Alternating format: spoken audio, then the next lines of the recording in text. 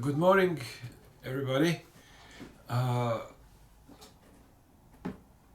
this is we're going to be talking about IDs for the midterm. I sent you an email through Canvas where they're all listed. There is about 31, although some kind of I think 3 of them are about the same thing. So we're gonna talk about it more. So I don't know. Without further ado, let's start with.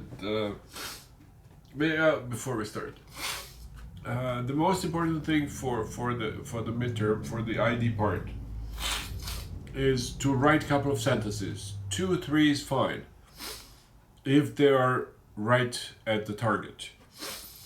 And basically, when you look at these people online, probably that's the best way to do it. Sorry, I have a bit of an allergy attack this morning. So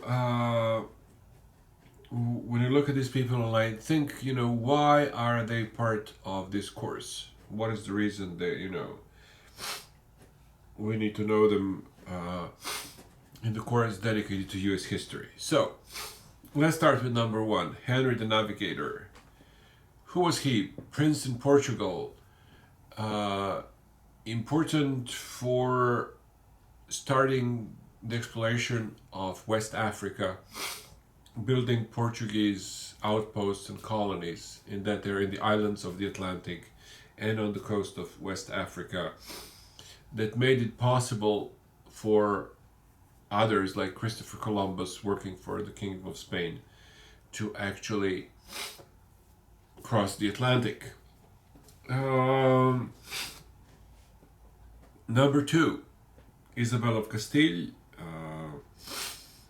also known as Isabel Católica, Isabel the Catholic, famous for sponsoring Columbus and Columbus's journey into the New World. Very important also is her decision that all the native peoples of America, if they convert to Catholicism, they would be considered Spanish subjects, with rights in theory equal to all the other Spanish subjects. Number 3 is the idea of domestication of maize. That's associated with Native American civilizations, and the shift from hunting-gathering society into an agrarian society.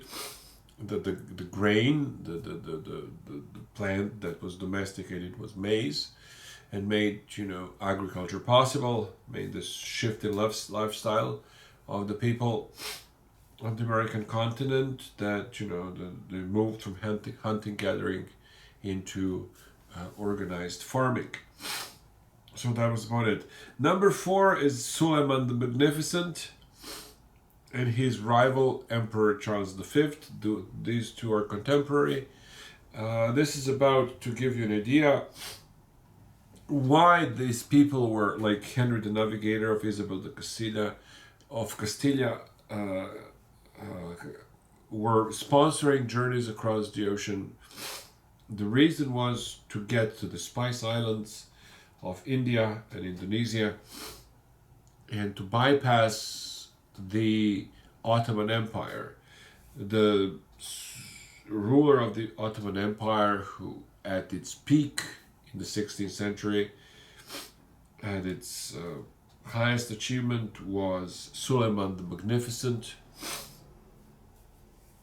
And that's why Suleiman the Magnificent is mentioned here, because the wars with Islam, and in particular with the Ottoman Empire and Suleiman the Magnificent, was the trigger that made Spain and Portugal actually explore other ways to get to the Far East, India and China and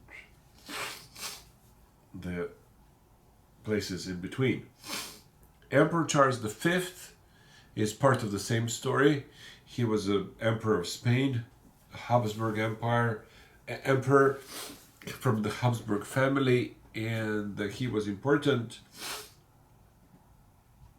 because of the same thing. He was the person who defended Europe against the invasion of the Islamic Ottoman armies into Europe. And that's why he is here. It also gives an idea that Spain in the 1500s and later on in the 1600s, that's why he's also mentioned, was the most important world power, the foremost world power, number one power in the world. Well, so that's the first five. Here in the first five, we're dealing with the world before Columbus, or the factors that contributed to the discovery of Americas by Europeans. Number 6, we have Juan Ponce de Leon, who was a Spanish explorer, or in Spain they're called conquistadores. Conquistador, the conquerors. He was a leader of the first expedition to Florida, and he was the first governor of Puerto Rico. And that's about it. Stuff. He participated in the journeys of Columbus. He was one of the Columbus's people. Columbus made several journeys, not just one in 1492. So that was Juan Ponce de Leon. It's important to mention that Spain established its headquarters in the New World in the Caribbean, in particular Puerto Rico, Cuba. And those were the main ports for Spaniards, from which they moved into other parts of Americas, including Mexico and Peru and other parts of Latin America. We have number 7, Sir Francis Drake was an English privateer, a friend of Queen Elizabeth I.